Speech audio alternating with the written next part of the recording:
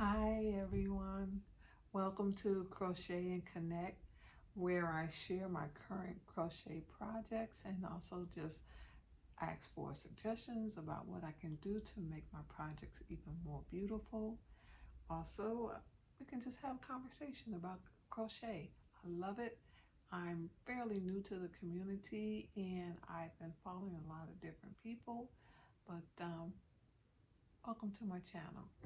So today I just want to briefly talk to you about some of the projects that I'm currently working on. This right here is called a catster, and I got my pattern from an amazing YouTuber, Elise Crochet. Elise Rose Crochet.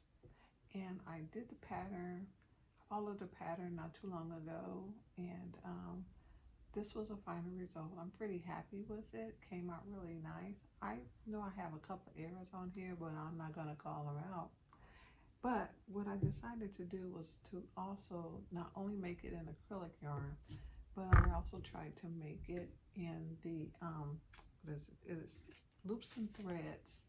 It's the skinny Chanel yarn, and it came out so much bigger than this one. And so when I tried to apply the ears, it was not proportioned. The ears were just too small. And it was difficult trying to make the ears with the skinny Chanel yarn.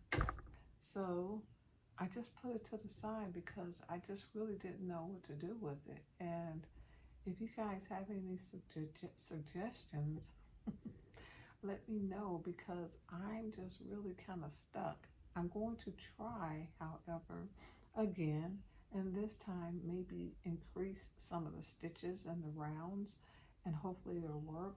Or if not, I may use the Premier Chanel Chunky yarn and see if maybe that will work. I have it in a soft pink, and I think, I don't know, it might match up.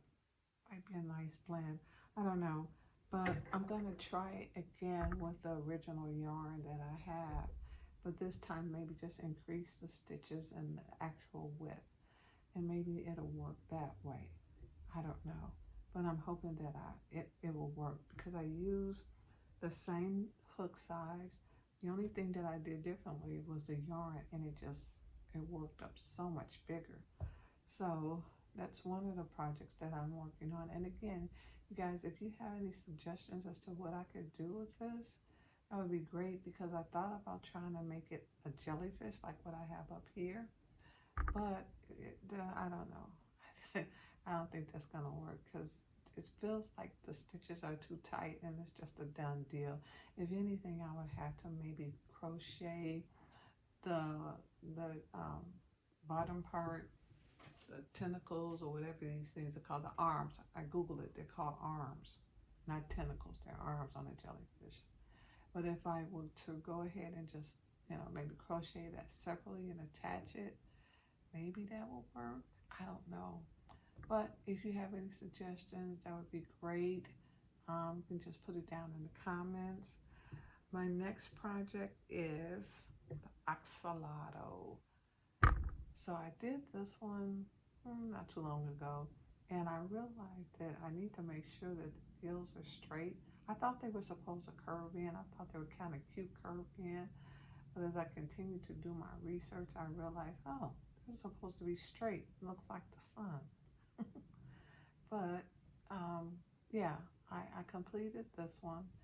My granddaughter's friend said, axolotls, they're really popular. I want one. So I was like, okay, I think I'll start making these. I got my pattern from Crochet by Jenna, or Jenna by I forget how it goes, but it's Jenna Tattoo. She's an awesome young lady on the YouTube social media platform. But I got the pattern for her, and thank you, Jenna, for all your awesome work. And I decided, instead of using a 5-point-millimeter hook, I would try using a bigger hook and get a bigger axolotl, right? And so I did. This one I use a 6.5 millimeter, and when you compare the two, it's a pretty big difference. So yeah, I think I'll make a couple more a little bit bigger, um, specifically this size. Um, but the one thing that I notice is that when you make them bigger, you need to really make sure that your tension is correct, because you can have a tendency to get some slight holes in the actual stuffy plushie that you're making. I particularly don't like to do my crochet sticks where they say is it yarn over, yarn under, or whatever. You know, I just do it the traditional way. For me, I don't go through any extra steps, or uh, I just don't do anything special when it comes to making sure that my stitches are closed. I think some people go yarn over, some go under. And to be honest with you, I can't really remember what I do, but I do know that the way that I do it, they say that that will cause you to possibly have holes in your work. I also think that how you can prevent that has a lot to do with your tension. I might be wrong.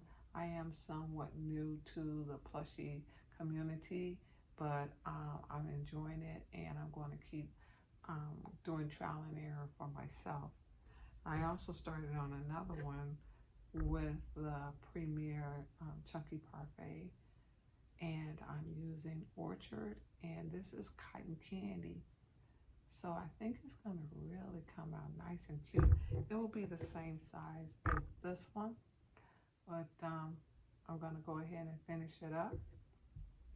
And really also on today, focus on this catster that I made. It's really cute, but it's incomplete, guys. So if you have any suggestions as to what I could possibly do to, make this complete and proportion correctly, that would be great. It would be awesome if I could hear from Elise, since I'm using her pattern. Elise Rose, Elise Rose Crochet. I enjoy her channel, and so you guys need to check her out. She does some amazing amigurumi work. And also check out Jenna Tattoo, Crochet by Jenna. She does some amazing work. So thanks again for giving me some suggestions, and for just listening and joining me on my channel. I hope you guys have a great day, and I'll be back with the results of my catster. Take care. Bye.